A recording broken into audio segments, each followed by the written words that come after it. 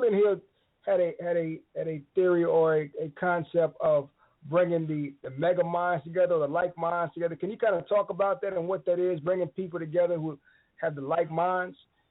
Oh, yeah. The fact of the matter is Napoleon Hill came up with 17 antecedents and attributes to success. And the only reason why he came up with number 5 through 17 is to get you to use the first 4.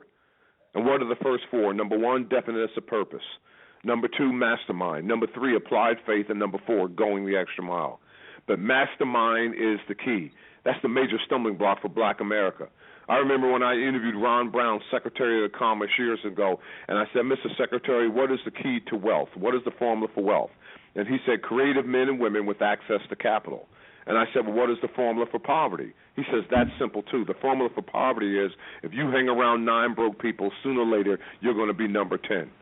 Mastermind people, you got to establish your net worth, because your net worth will always be a reflection of your net worth. If you are the sharpest individual in your group, well, baby girl, you need to go ahead and get a new group.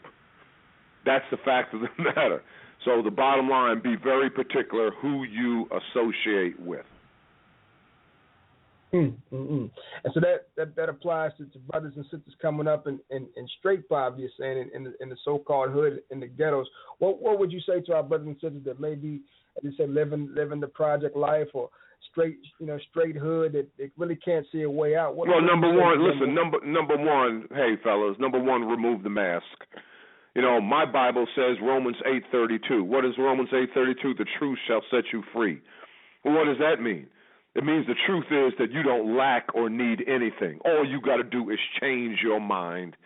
When you change your mind, people will be added to you if you need people. Resources will be given to you if you need resources. Time will be given to you if you need time. And money will be given to you if you need money. Look at your black billionaires. Everyone started out at zero. But what is the common factor that they had? They changed their mind. And what do we have to do today? We've got to find the 2 things we got to do. If you want to cause a revolution in the black community, only 2 things you got to do. Number 1, get all the naysayers, get all the non-believers, get all the unachievers, get all the chronic, get all the complainers out of the field of play. I did not say don't love them, but all I'm saying is you got to go. I don't know where you're going, but you're going to get the hell out of here. And then after you clean the playing field of all that nonsense, you got to find a way to put a notebook, iPad in the hand of every black elementary school child on this planet. Why? Because that's where the new ideas are coming from. The new ideas are coming from the digital virtual space, the internet. As soon as that child goes ahead and boots online, that child's going to get an idea. But if you don't get these chronic complainers and these non-achievers, non-believers, that child's going to get an idea, go across the street and say, man, look what I got. Look at this idea that I came with. And that negative individual, girl, you can't do that. There you go with your silly pipe dreams. Don't you know your next door neighbor tried to do that and lost his shirt and blew up in his face? That's nonsense. We are here on this planet for one reason and one reason only, to chase our dreams. And where do dreams come from? A dream comes from your Creator asking you, do you want more out of life? The Bible says, complete thy noble task. Well, what is thy noble task? Thy noble task is to at least show up, to at least shine your shoes, at least put a suit on, at least go down there and fill out an application. At least go ahead and get in line. At least try, at least make a difference. And we got so many young brothers out here that won't even do that. You won't believe the letters that I get from brothers who are incarcerated in prison. 2 weeks ago, I even got a phone call from a brother who's incarcerated in prison. All of them are reading my books. What I want of those brothers who are in prison, incarcerated on the inside reading the book, we got to start a revolution on the outside of reading the books. And it's all up to us. Do you know what the Census Bureau is predicting right now, gentlemen? And I hope, you go ahead and put this all out on the airways. We're watching the movie Selma right now. About 10 years ago, the Census Bureau predicted that Hispanics will eventually be the number 1 minority group. Now, you look at it, and Hispanics are the number 1 minority group in the United States. Well, you know what the Census Bureau is predicting 10 years, 12 years at the most from today? The Census Bureau is predicting that in a decade, 10 years from today, The largest and fastest growing black middle class will no longer be in the United States. It'll be in Africa. Ooh. Do you know what that means? That means that we couldn't even hold Martin Luther King's dream for one generation. That's what it means. It means that man died for nothing. That's what it means. We couldn't even hold it. What's a generation? What does the Bible say about a generation? What, 70 whatever, 70 years? You do the calculus. You do the math. Now, you go all around the country and you go to all the inner cities. Go to Philadelphia, go to Baltimore, go to Detroit, go to Chicago, go to Watts, go to Oakland. And when you go to those cities, you look at the people. Who lives there? All the folks who couldn't escape. Well, in 10 years, that's what we're going to be saying about the United States. Man, no one lives in the United States anymore. Girl, let's go to Kenya. Let's go to Tanzania. Let's go to Johannesburg. They tell me, man, you go to Johannesburg on Tuesday, Wednesday, you can get a new job over there. We couldn't hold the dream for all the nonsense that's going on in our community right now, and no one says a thing. You need to take your ass to the bookstore, buy my books, read the books, and apply what's in the books. Not because I wrote them, but because your wealth creators told me what to do. These are all your wealth creators. You name them, and I interviewed them. Everybody from Tyrese to Steve Harvey. I mean, you go ahead and name them. I interviewed them, my brother. Everybody from Damon John of Shark Tank to Antonio Reed of X Factor, telling you what you need to do. Yes, sir. Yes, sir. They've laid the blueprint. The latest book is The Wealth Choice: Success Secrets of Black Millionaires. That segues right into what you're talking about. Do you want to share some of the success secrets or give us a little insight on this latest book and latest project? Well, I'll go ahead. Like I said, number one, prosperity begins in the mind and ends in the purse. Number two, you got to make a decision. And that's what these men and women, at the counter of success, there are no bargains. You must pay the price in advance, in full. Before you had a black president, you were enslaved. Before your mother gave birth to you, she was in labor. Before your Lord and Savior was resurrected, he was crucified. Dr. Kimbro, what the hell are you saying? I'm saying pay the price and it's yours. Number one. Number three, don't give up on your dreams. Believe in yourself when no one else will. And I told you about, Tyler Perry, and I told you about Kathy Hughes, and I told you about Bishop T.D. Jakes. Number four, find your unique gifts. Find your area of excellence. Why in the world did the Lord take time out of his busy schedule to blow breath into your lungs? What is your strength? Number five, go serve somebody. Service is the price you pay for the space that you occupy. Number six, you got to be in business for yourself. And number seven, make thy money grow. You don't need the latest car. You don't need the latest house. You don't need the latest flat screen. I don't care if the Super Bowl is coming on. You don't need it. You got to find a way to develop multiple streams of income, and the quickest way to develop a multiple stream of income is to save 10% of everything that you earn. If you cannot save 10% of everything that you earn, the seeds of greatness aren't in you. Our problem isn't with money. Our problem is what we do with our money, and it all begins to change with mindset. Okay, so it's our thinking that's holding us back. And we have to change our mindset. Now, you did a book called What Keeps Me Standing. So I got to ask you point blank, what keeps you standing? Oh, that book was a 5-year ordeal. I went around the country and I dared to ask 1,000 black grandmothers. I asked them, if you could write one letter to your children or to the next generation, what would you tell them about life? And what keeps me standing is my faith. What keeps me standing is the truth, my spirituality. I received over a 5-year period letters from every type of black grandmother under the sun, doctors and lawyers to high school dropouts, women with PhDs from Harvard, those with 3rd and 4th grade education. I even received a letter from a black woman in Waterloo, Iowa. She has 7 children, and the day in which she wrote my letter, 5 of her children were incarcerated in prison. But the fact of the matter is, this is wisdom of the ages that these women gave me. And at one time, that book, What Keeps Me Standing, was mandatory reading for every incoming first-year student at Morehouse College.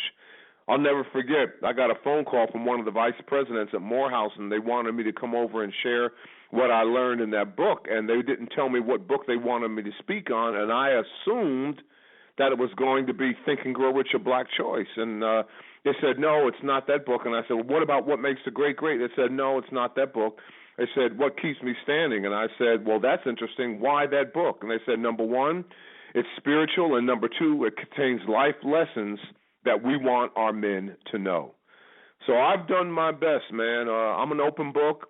25 years I've been at this. Like I said, I've written 5 books, but it's up to us. And I'm not touting my works or patting myself on the back. But here are your leaders. Here are your peak performers, Black America, telling what you need to do for a better life. And shame on us if we don't take the advice from our wealth creators, from our sages, from those trailblazers and those groundbreakers and path breakers who have done more and been more. You can't do better until you know better, and now that excuse is being removed because here are these works. Absolutely. And looking at your works and looking at what you've compiled, what are some of the mistakes that you see on an everyday basis that we're making with our money, with our spending, and the way we're presenting our finances? Well, there are 5 different buying habits, and Wall Street knows exactly the strings to pull if you're going to reach Black America. One of the buying habits in order to reach Black America is recognition. As a race, we've been starved for recognition. So we want people to look at us. We want people to, and I'm speaking rhetorically now, look at me. So, that's why we buy. That's why we take money that we don't have to buy something that we don't need to impress somebody that we can't stand. And it's all based off of recognition. And all you got to do is look at the buying habits. Like I said, we're 12% of the population, but we buy 30 to 35% of all salt, toothpaste, pasta, household detergents. We buy 1 out of 3 movie theater tickets. Black males are only 6% of the population, but we buy 1 out of every 5 pairs of shoes that Nike manufactures. Black women are 6% of the population, but black women buy 27% of all shoes and cologne manufactured in this country. So like I said, the problem isn't money. The problem is what we do with our money. The average dollar stays in the Jewish community for 19 days. The average dollar stays in the Asian community for 24 days. The average dollar stays in the East Indian community for 45 days. But the average dollar stays in the black community for 6 hours. That is the difference. Wow. Let me ask you a tough question here, maybe for some, but as you look around Atlanta and our greater communities, what's happening with the black businesses? Why are black businesses shutting down at the rate that they are? Well, number one, we don't have enough businesses to absorb what we produce economically. Like I said, our GDP, our gross domestic product, is $1.7 trillion. And the reason why we have to go to other businesses, we don't have enough businesses to absorb that. You got about 1 million black businesses out there, but they're really not businesses, they're sole proprietorships. If you're going to be an entrepreneur and start an entrepreneurial business, there are 5 phases that an entrepreneurial business must go through. And I'm not going to, expose you to my MBA class, to tell you what the 5 phases are, but there's a big difference between an entrepreneur and a hustler, a sole proprietor. And that's where we have got to make the change. I mean, there are a number of black businesses out there that really, when you look at the receipts are, less than $22,000 and they only employ 1 individual. That's something that we have got to change. And, when you look at other countries, like I said, there are 6 black billionaires in the United States, but you got 16 in Africa. When Martin Luther King led the Montgomery bus boycott in 1955, there were only 5 black millionaires in the United States. I interviewed 3 of the 5, and I shared this story in my first book, Think and Grow Rich, A Black Choice. Well, today, you got 6 black billionaires in the United States, and I interviewed 3 of the 6. But the fact of the matter is, we don't see our wealth creators. Just like years ago, Ben Carson, the famed, neurosurgeon, told me, what thou seest, that thou beest. I'm in my study right now, and you can come join me, and you can look at the flat screen TV I have on the wall in my study, and I can put the remote control in your hand. And you might find an interview of Bill Gates of Microsoft. You might find an old interview of Steve Jobs of Apple Computer. You might find, Howard Schultz of Starbucks. You might find Phil Knight of Nike Shoes being interviewed, Mark Cuban of the Dallas Mavericks. But when's the last time you've seen any of your wealth creators on TV sharing this story, telling the world how they did it? And that's the problem. We don't take our wealth creators and place them on a pedestal, use them for a benchmark. This is what we've got to have, this is what we got to do, and this is what we got to become. Great teaching. Brothers and sisters, you're listening to Dr. Dennis Kimbro. To get in on the call here, the number is 646-478-4447, 646-478-4447. Dr. Kimbro, I want you to talk on historically black colleges. I know you're there at Clark, Atlanta, but what kind of role does the historically black college play in today's society? How important is it today? Well, it's critically important, and they're closing by the month. At one time, you had 120, then you got knocked down to 117, then you got knocked down to 101. Now you got about 90 HBCUs or less. And the mission, the inherent mission of teaching and working at an HBCU is teach the unteachable, reach the unreachable, and be patient with the late bloomers.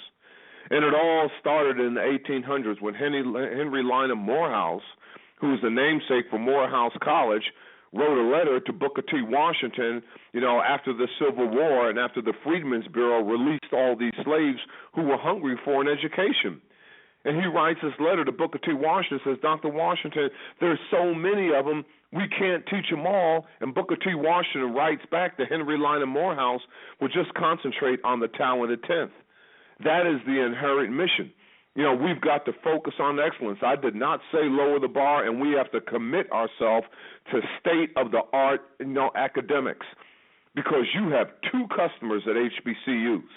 Number one, you got those students and parents who believe in you and are footing the bill, for this child's education. Then number two, you got corporate partners who will give you money to go ahead and find the best professors and find the best students. And if they don't give you the money, they will give you foundation support.